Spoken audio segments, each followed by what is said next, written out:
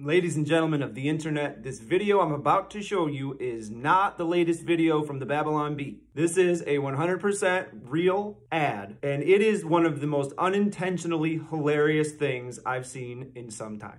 Are you ready? Ladies and gentlemen, on behalf of your cabin crew, we'd like to inform you that we have officially entered Florida airspace. Now that we're making our final descent, please watch this short message from Governor Ron DeSantis on COVID-19. Thereafter, everyone on board will be required to comply with the state's forever purge. We are not doing any vaccine passports in the state of Florida.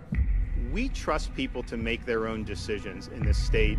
We are not going to be bludgeoning people with restrictions and mandates and lockdowns or any of that stuff. As Governor DeSantis stated, while you're within state lines, you do not have to wear a mask. You do not have to get a vaccine.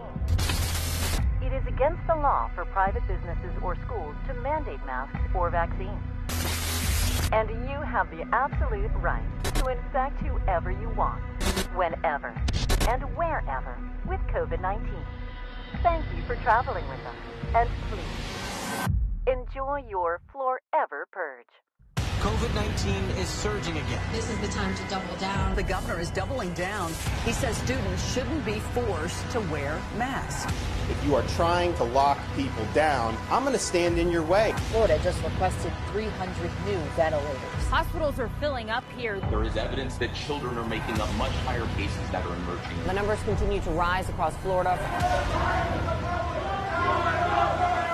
This fall, don't breathe in. This is insane.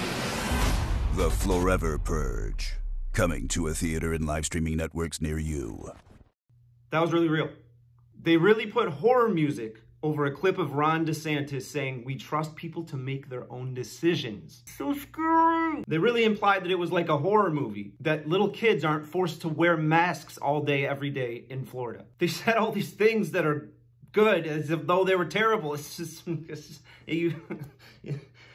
unbelievable. They really ended the thing with the words, "Don't breathe in." You can't make that up. This ad was put out by a group called Remove Ron, obviously an anti-DeSantis political group, created by this guy named Daniel Ofelder. You don't know his name, but you probably remember the news reports not long ago of the guy dressed as the Grim Reaper walking around on beaches in Florida because they were open. Yeah, that's this guy. Imagine doing that and thinking you're like some sort of hero.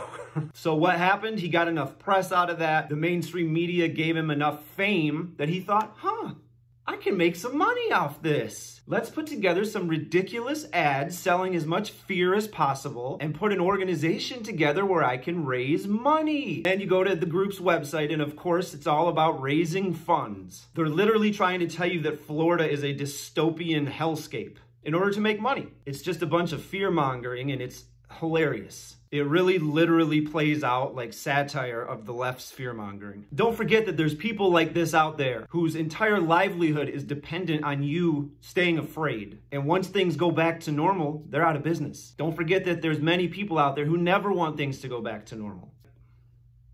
Example number 10,000.